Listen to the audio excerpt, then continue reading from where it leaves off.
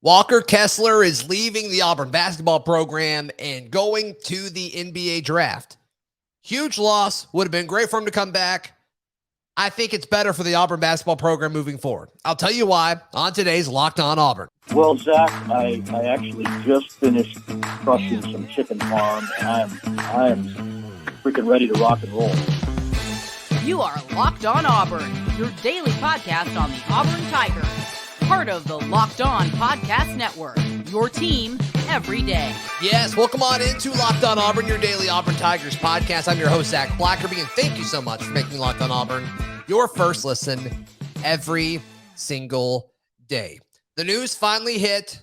Walker Kessler is entering the NBA draft. Also, we will talk about some Auburn football news that happened over the weekend and Auburn baseball. Huge series win as Lindsey Crosby joins me later in the show. In fact, we recorded it, and then as soon as we got done recording, Walker Kessler was like, yep, I'm going to the NBA draft, which the announcement to me isn't that surprising. The part of it of him hiring an agent. So, once again, I feel like we got to do this every year. You can enter the draft for the NBA. As long as you don't hire an agent, you can pull your name out of the draft. And I thought that's what he was going to do regardless, but it's done. Walker Kessler is done. He will not be returning to Auburn. And so what does that mean moving forward? Well, for one, Auburn got a transfer from North Carolina in Walker Kessler that helped them win an SEC regular season championship, helped them have one of the best defensive seasons in Auburn basketball history. I think you could make the argument that it is the best defensive season in Auburn basketball history. He was the Naismith Defensive Player of the Year. That was announced over the weekend. A lot of really good things. But with all that being said, and obviously it would be great to get that back, from a program standpoint, it could be better moving forward. And what I mean by that is now Bruce Pearl can go to any transfer that he is interested in and say, hey, I had somebody transfer here who was one of the most coveted transfers in the portal a season ago. And he came to Auburn and he left a first round pick a year later. You think about how powerful that is. That's a pretty big deal. That's pretty crazy that Auburn is able to have that sales pitch. Oh, well, and also Jabari Smith being a part of it as well. So I think that's part of it. And when you look at this reload, Auburn, it's great that they're on defense, but they just need somebody that can stretch the floor more. And obviously, that's going to be part of what Treore is going to bring. But I think they are going to look at everybody that's 6'8" and above and give them the sales pitch of why they need to come to Auburn and be physical around the basket. And so, maybe it allows you to get 2 or 3 of those guys down low, and you can kind of have more of a rotation there. Because look, I mean, it was great having Kessler, but when he was out of the game, it's almost like Auburn relied too much on him. And, the 2 battles against Florida, I think we saw it against Miami in the second round where Auburn's season came to an end in the NCAA tournament. When Kessler wasn't on the floor, it fell apart. And so is that a way to build a program, around one player? And I don't know if it necessarily is. And so that to me is, I think it's going to help the Tigers moving forward from a program building standpoint because of the sales pitch and because of, a different style of play with what Bruce Pearl is going to try to do next season. The bummer of it is if he would have come back, he could have played the 5 and Treore could have played the 4, and you're not going to see that anymore. I think Treore is probably going to be the 5. I think he wants to play the 4. But, there's tons of dudes that Auburn is reaching out to in the transfer portal. You're seeing all these reports come out about how, okay, they'll list 20 schools and Auburn's on all of them. I mean, Auburn is hitting up every dude that is talented in the transfer portal, as they should, as they absolutely should. And Bruce Pearl should read off the name Walker Kessler first, and then Zeb Jasper, then Wendell Green, then Katie Johnson, and say, hey, you can transfer here and play right away and make an impact and possibly win a championship. Like, that's a big deal. And so I think that's something that Auburn folks will be able to hold on to moving forward. So just wanted to spend a few minutes on that before jumping into the show. Like I said, Lindsey and I already recorded a show. And so we're going to cut into that conversation And in the second segment, we talk Auburn basketball. What can they do to get back to the Final Four? And I mentioned that I assume that Walker Kessler and Jabari Smith will not be back. And so just know that's why I say that. Obviously, Walker Kessler is gone now. So just know that moving forward. But yeah, here's Locked On Auburn. It's a Monday, so we're joined by Lindsey Crosby, writer at auburndaily.com and host of Locked On MLB Prospects. And Lindsey, what an eventful weekend across all three major sports. Heck, 4 if we count gymnastics. Great weekend for them moving on as well. But where I want to start first, we got to start with football because this is primarily a football podcast, Lindsey.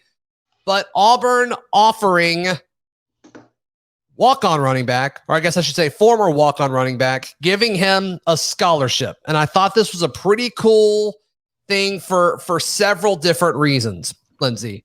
The first of which is the obvious one, rewarding a player that has been working hard. And I have seen in several YouTube comments throughout covering spring practice, folks asking, why aren't you guys talking about him? He's massive. He is very powerful and explosive and looks good wearing a number 44 jersey. And all of those things are true. I still don't think this really necessarily means anything as far as production on the field in 2022. But it's always fun when walk-ons get scholarships. It's always a fun thing. The team rallies around them. Obviously, the families are impacted, and players get rewarded, and you got to love that. Yeah, I mean, he played in 4 games last year, 10 carries for 38 yards. So it's not like he's an integral part of the offense and finally getting rewarded. But it's a guy, like you said, that is doing the work, is having a leadership role on this team, like whether you want to admit that or not, a guy who is being so visible to the coaching staff that they're like, we deserve to give this kid a scholarship, is in some way a leader. He's also a massive human being. For a running back, some could call him a unit. Sure. 5'9", 230. But no, this is one of those things we know Harsin loves. Walk-ons. He loves the idea of the kid that comes in, keeps his head down, works hard, puts in, the extra time and gets rewarded. And my wife's feedback on this whole thing, because Auburn football posted a lovely video of the chat between Sean and his mother with Coach Harsin telling her, hey, I got a scholarship. My wife said, why don't we have a video of Sean finding out he's on scholarship? Because that is the best type of YouTube video to watch, other than Locked On Auburn. Sure. I'm cool with that. And Locked On MLB Prospects. I'm with you on that. And normally that's kind of the part of it. This was something a little bit different. Here's why I loved the video. Okay. And I don't want to take away from Sean Jackson. I really don't. But I don't think the video is about him. I don't. I think it was about Bryan Harsin. And we've talked about this time and time. And I'm going to keep going forever. Again, all of this whole offseason, the marketing and the branding for Auburn football, and so far, man, they have killed it. They've knocked it out of the park. We have to make Bryan Harsin look like a likable human. I think he is. I think he's been a likable person this whole time. I just think they've been hiding it, and they're no longer hiding it anymore. And so just the optics of him standing behind him as they tell Sean Jackson's mother that he received a scholarship, I think it looks fantastic. I think it looks great. And the interaction between Sean's mother and Coach Harsin, I think, is very touching. It seems very sincere, and I believe it is sincere. And with all the reports, whether they're true or not, I don't know. That's not really a speculation. Perception is reality at this point. Where Harsin's not interacting with these players' parents, boy, they hit the nail on the head with that video. I mean, holy cow. Whoever was standing in that spot filming it, and then the social team grabbing that video and putting it up, seriously, well done. Well done. I think they knocked it out of the park. I think it's safe to say that Bryan Harsin knows Sean Jackson's mother's name. I think so. I mean, he's probably heard the song about her. He knows all of that stuff. And okay, I had to give you a second there. Yeah, I mean, this is one of those things that they're humanizing Bryan Harsin. Yes, it's good. They're doing it in a way that is acknowledging every single complaint about Bryan Harsin. Because the complaint was that he was all business, The complaint was that he was cold. He didn't interact with the players' families, and that like that only certain people were getting attention from the coaching staff. And it's like, this dude was a walk-on. Right. And Harsin's talking to his mama about like acknowledging, laughing, having fun, talking about how good of a kid her son is and how much work he's put in. Right. Crushing it. This is, and I checked every box, Lindsay. It checked all of the boxes. And something, and not very many people have said this, but I have seen this around Auburn's, the Twitter and Discord and all that stuff. Okay. Some people are talking about like Auburn's situation has gotten so bad that we're having to give a walk-on a scholarship. And I want to point out, ridiculous. Every single team does this every single spring and summer. There is always an extra spot or two where a team is rewarding a walk-on or a set of walk-ons with scholarship. Those are the best videos. There's compilations out there of just multiple teams with all these different creative ways to do it. The fact that Auburn gave a walk-on a scholarship is of zero concern when it comes to roster management or recruiting. Now, if it was 15 scholarships, that'd be a different story. But one guy getting a scholarship, zero reason to worry, every reason to think, okay, they are very aware of all of the complaints and, like you said, the perception behind Bryan Harsin, and they are fixing those things, and they're killing it. I think so. Now, to those folks' credit, I would not be shocked if it happens more at Auburn as far as him giving scholarships to walk-ons. That would not surprise me. I mean, right now, Auburn's got a bunch of scholarships to go. Like, they've got plenty floating around. Mm-hmm. And like, I don't think there's any way they're getting to 85. No. And we know that Bryan Harsin is big on walk-ons. We know he loves the walk-on program. One of the things he talked about when he first got hired was, rebuilding the whole thing with the local high schools, and so I expect to see a lot of those situations where they are bringing in walk-ons, kids are going to preferred walk-on spots, that kind of stuff. And then the kids getting scholarships. You'll see more of this. It's a Harsin thing, but the fact that it happened is not a problem. Yeah. And I think that's something that you saw a bunch of, like, when there wasn't much Auburn related Bryan Harsin content out there. And, I was watching a lot of Bryan Harsin pressers, and then, the next recommended video on YouTube would be him giving out scholarships and talking about, that. So I'm with you. But congratulations to Sean. I think that's exciting. Congratulations to him and his family. And the video is fun, but no disrespect to him. I don't think it was about him. I think they did that for Harsin, and it may have been the right move. All right. We all watched the Final Four over the weekend, and we were all thinking one thing. Let's talk about that in just a moment, right here on Locked On Auburn. I want to tell you about Stat Hero, and Stat Hero made watching this weekend's Final Four even more fun. In fact, I don't want to brag, but I won $60 just putting down $10 at stathero.com. They had their team, and man, Brady Manick made me a lot of money. So, all right, $60. I'll take it. Stat Hero is awesome. It really sets it up to where you have a great opportunity to win if you kind of are able to look at stats and understand what's going on there. And, it's daily fantasy as it's meant to be. And they've got a bunch of different ways that you can play. So check out stathero.com/lockedon and use promo code lockedon, and you can get a 100% deposit match. That is stathero.com/lockedon. Use promo code lockedon for a 100% match. stathero.com/lockedon, promo code lockedon. I also want to tell you about our friends at Fetch Me Home Delivery. They can bring you anything. You get home from a long day, they've got you. If you're stuck in the office all day and you don't want to leave, or you don't have time to leave, they've got you. FetchMeDelivery.com is how you can place your order for the Auburn, Opelika, or Lee County area. Or if you want to check out, alcohol delivered to your house, FetchMeAlcohol.com. They are the first folks throughout East Alabama to be doing all of this. And be sure to check all of them out at FetchMeAlcohol.com. Also, their app is free. Just search Fetch Me in your phone's app store. Lindsay, watching Duke UNC over the weekend was a blast. And then watching The last 10 minutes of Kansas-Villanova was a blast. I kind of thought they were going to do something there for a second. But the whole time I'm watching it and watching pregame and halftime show and just the buildup, everyone who cares about college sports is watching the Final Four. It's like, man, how does Auburn get back to that?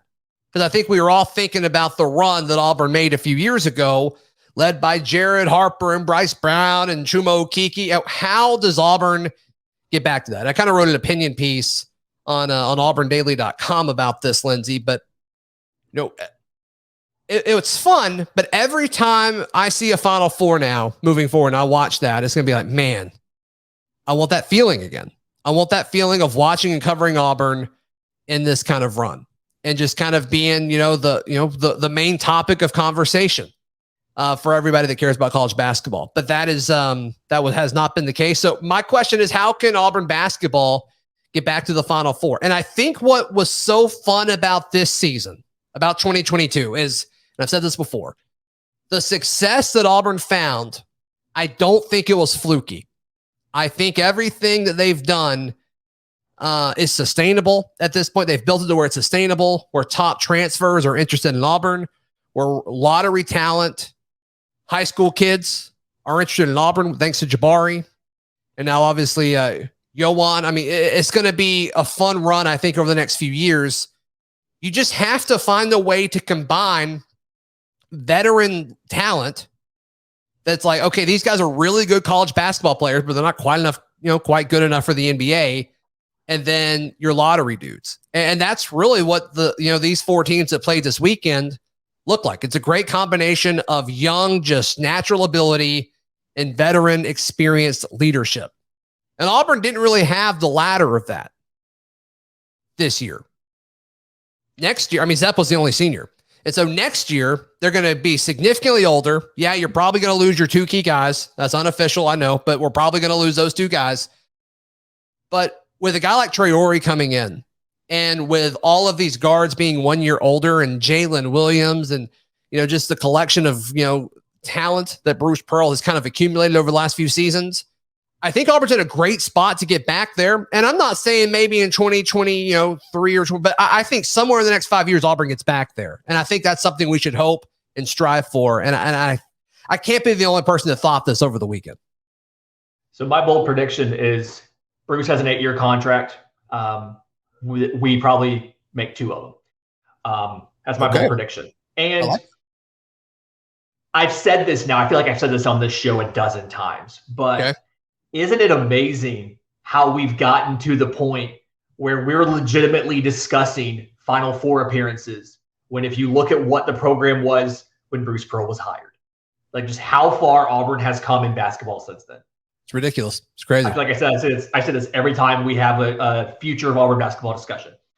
So I think what this season showed for us is that Bruce Pearl understands how to evaluate talent, both high school talent, both college talent that's available via transfer portal. Sure. And he understands, so he understands how to evaluate it correctly. He understands how to attract them and get them on campus, and then to integrate them quickly into a unit. And none of those absolute unit, absolute SEC championship unit. And none of those things feel like they're going to go away just because a Jabari Smith goes pro, or just because a Walker Kessler may go pro. Right. Those are all inherent traits in Bruce Pearl and this system. So that's why, to me, it feels sustainable. And I'm not going to lie. Saturday night, I did not expect to be free. Like, we were planning my daughter's birthday. She turned 7. And we were talking about it months ago. And I'm like, well, that weekend's going to be the Final Four. And I mean, it just was like it was a natural thought. Like, we just have to be aware that we may have to move things around because we may be playing basketball that night. Sure. Yeah. Right. And for me, the biggest thing is thinking about that other team. How did your daughter take that, by the way? She doesn't. She didn't comprehend all of that. It's fine. It's not a big deal. she understands every weekend Daddy's going to be doing sports stuff because there's the baseball, and then I mean she Okay, gets yeah, it. Sure. I mean, it just was what time did we have the party? It's fine. Lunch or dinner? Like that's the big question. Okay. So we didn't talk about house anyway. Lunch, right. Yeah, and so like it's something where we did it, and you can see like there's significant differences in the team that went and then this team. But we've seen Bruce be successful adapting his system to whatever talent he has. And so all of that makes me think we can do this again. We absolutely can do this again. And I think, again, my hot take is that we're going to do this twice in the next 8 years of Bruce Pearl's contract. If he works the full 8, not that we would let him go, but he may choose to retire and become the athletic director. I don't know. That'd be awesome.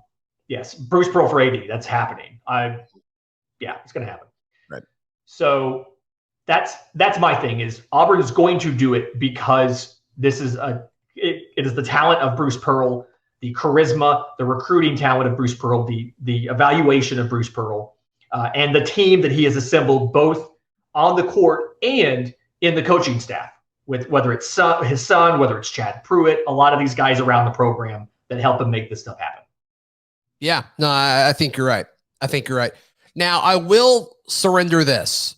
Watching the Final Four teams this weekend and then thinking about how Auburn was playing the last, I'll even say 2 months of the season. Big gap. Big gap as far as ball movement, especially. And so we'll see what that looks like as they prep for next season. So we'll see. We will see what happens. All right. Auburn baseball picked up a huge win on the road in Baton Rouge against LSU. Auburn really just owned LSU this weekend and everything. Stole Treore, whooped them in baseball in the box. We'll talk about that and more in just a moment. But I want to tell you about our friends at betonline.net. They are your number one source for all of your betting needs and sports info. You can find all of the latest sports developments, including this week's Masters Championships odds, podcasts, and reviews for all different leagues this season. BetOnline is your continued source for all of your sports wagering information, including live betting, esports, and scores. So head over to BetOnline, where the game starts. Lindsey Crosby, before we jump into our recap of Auburn's huge series win in Baton Rouge, tell folks where they can find you, hear you, read you, love you, support you, all that good stuff. So I'm on Twitter at Crosby Baseball. My show, Locked On MLB Prospects, is on Twitter at Locked On Farm. You can find the show wherever you get your podcasts and on YouTube. Yes. Big week for the show. Obviously, MLB's opening day is on Thursday, so a lot of stuff coming up this week. You can also check out the Auburn baseball coverage at auburndaily.com. I tweet out links to the articles. I appear on the live show to preview matchups, all of that. And then the merch is at aushirts.com. There we go. All right. Huge series win.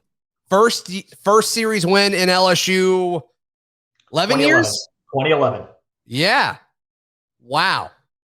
Auburn got a lot of LSU monkeys off their back this athletic season between football, between baseball, even basketball. Just stealing future lottery picks. Big year for Auburn over LSU. Yeah. And the thing about this weekend is these games were closely contested, and they were two of the three of them were very dramatic at the end. Auburn wins 6-5 on Thursday. This is game 1. They win 6-4 on Saturday's game 3. They lose 9-2 on Friday's game 2. And I love a Thursday through Saturday series. I know the whole Friday night in the SEC thing, but I love a good Thursday through Saturday. I like it too. Yeah, we've got a couple more of these coming up, and I'm a fan of the Thursday through Saturday. Obviously, you can't have them all day that way, but I like those. But the big thing for me, the big takeaway, and I wrote all about the series at auburndaily.com. That's up now, so go check that out.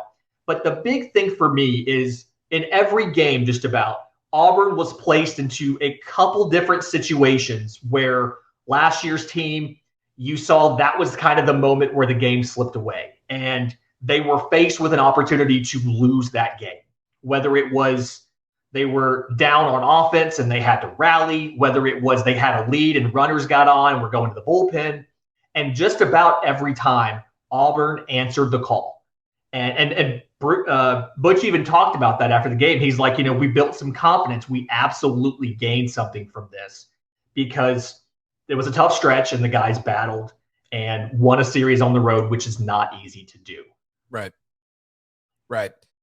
Who stood out to you throughout this? Let's start with the pitching staff before you just blurt out Sonny DiChiara. Let's talk about the pitching staff for a second first. Who impressed you? So I talk about him a lot on the show, but Joseph Gonzalez, him and Blake Burkhalter were the two guys that stood out to me. So Joseph Gonzalez misses 2 weekend series because of the whole blister on his throwing hand thing. Right. Makes his first start in 3 weekends and 7 2/3 innings. What I love is you can tell that a sinker baller's stuff is working when it takes him a while to get that first strikeout. His first strikeout comes after 5 1/3 innings because he's just getting ground out after ground out after ground out. So he held LSU to 3 runs. It was the second longest outing of his career, but just an absolute masterclass for him as far as ball location, as far as placement. And really, that's the best that we've seen him look this entire season. I'm not going to say we should pull everybody out of the rotation for 2 weeks, but that's something where when his sinker is on, it becomes very, very difficult to get multiple runs out of him in an inning. And it all comes down to the defense, and provided you can position correctly, we saw Auburn shift more than they usually do. Provided you can position correctly, you can steal a lot of outs against a good hitting team, especially a team with a lot of power like LSU has. And then the other guy was Blake Burkhalter. I was about to ask you about him. Yeah, he was the other one, both Thursday and Saturday. Both of them were at least 2 innings. He actually leads the SEC in saves by 2. Love that. Yeah, he got a win or a save in 9 of his 12 appearances on the year. But no, throws 4 1/3 innings, gives up a total of 3 hits, 5 strikeouts. And just the man has a ton of fastballs. He threw a 4-seam fastball. He threw a 2-seam fastball. He threw a cutter. He threw a splitter. Just tons of fastballs and really kind of flummoxed. And then showed a lot of confidence and just ability to throw 2+ innings on Thursday and come back out and do it again on Saturday, especially coming in a game where there were runners on and inheriting that situation and not letting them score. Yeah. No, he was fun to watch, man. He's he stood out to me for sure. All right, let's talk offense. Sonny DiChiara. I mean, how good of a season is he having right now? Oh, the thick king. Listen. Holy crap, man. I mean, that guy he makes it look so stinking easy. It looks like he barely hits it on that home run, and it never landed. Like, I mean, it was that ball's still in the air. If they so the analytics people at LSU, and credit to them because they didn't have to do this. They pulled all of the stuff on the home run, and if the batter's eye was not there, that would have been the longest home run at Alex Box Stadium. If it wasn't for the fact that it hit the batter's eye, yes. Wow. So no, he is leading the country in on base percentage. He is top. Not kidding. He is top. Yeah, he is top 5 in slugging and average. He went 500 last week. He played in 3 games plus the midweek, and he went 500. So 7 of 14, and he was walked 6 times. That's crazy. Last week. It's just.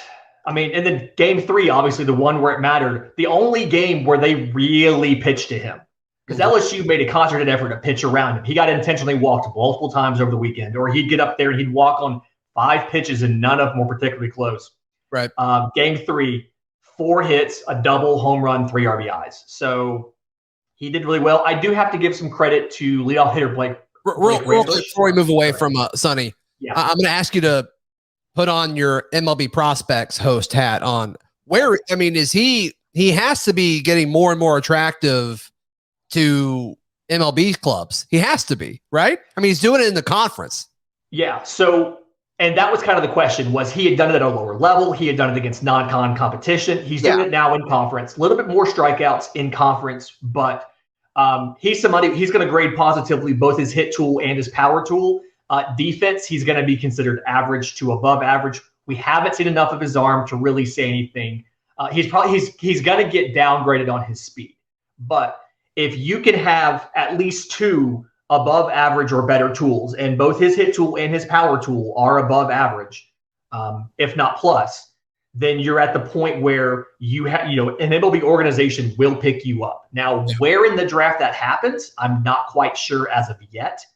And I do think his future when it comes to MLB is helped by them having a universal DH, but it is really going to be contingent on defensively. Can he show enough to play at in the minors and majors at first versus being stuck only as a DH? But he is getting more attention. I do expect to see him. Some mock drafts usually start coming out right around, mid-April or so. And I expect to see him in some deeper mock drafts.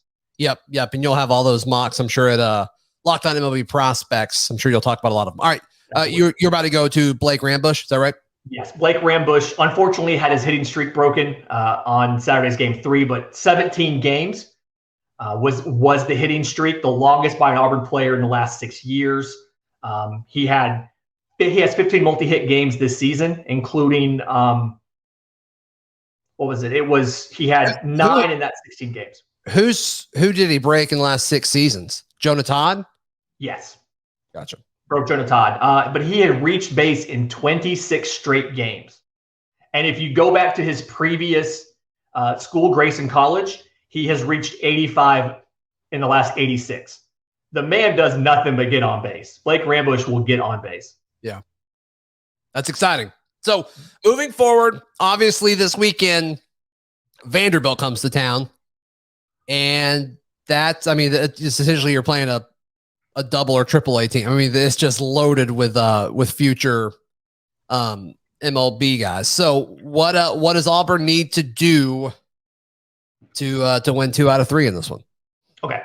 So kind of like they did at LSU, what Auburn needs is they need the starting pitching like they did on Friday and on Thursday and Saturday. They need the starting pitching to keep them in it. But the difference is they also need the starting pitching to go deep enough where they don't have to use 4 guys out of the bullpen. Skipper and Burkhalter were the only guys they called on Thursday. They didn't, they used them again on Saturday. Friday, when they did not have those guys available, that's where they struggled. And it's because on Thursday, you had to cover 5 innings with those 2 guys. So if your starting pitchers can give you the same quality start, keep giving us quality starts, but just instead of coming out in the 4th or coming out in the 5th, come out in the 6th. Get us to the 6th inning, maybe even the 7th. And that's going to give us the ability, if you can do that with a quality start, which is 3 runs or less, Auburn has a chance to go. The thing with this Auburn offense that I'm still waiting to see is they don't have a ton of power threats outside of Sonny. So Auburn has to rely on stringing together hits and playing station to station. And I don't know how that's going to go against Vanderbilt's team. They're a lot better defense than LSU was. And so the game plan against LSU was put the ball in play, make them make a play on a ball, which they could not do repeatedly over the weekend. Vanderbilt fundamentally is a lot better on defense. And so can Auburn's strategy of put the ball in play, make them make a play, is that going to hold up against Vanderbilt? That's going to be the deciding factor of the series. It's going to be a huge weekend with that and obviously A-Day. And we're going to start jumping in and previewing A-Day in depth really starting tomorrow on a Charlie Tuesday. So, Lindsay, one more time, how can people find everything you got going on? I am on Twitter at Crosby Baseball. My show's on Twitter at Locked On Farm. You can check out the writing at auburndaily.com and the merch at aushirts.com.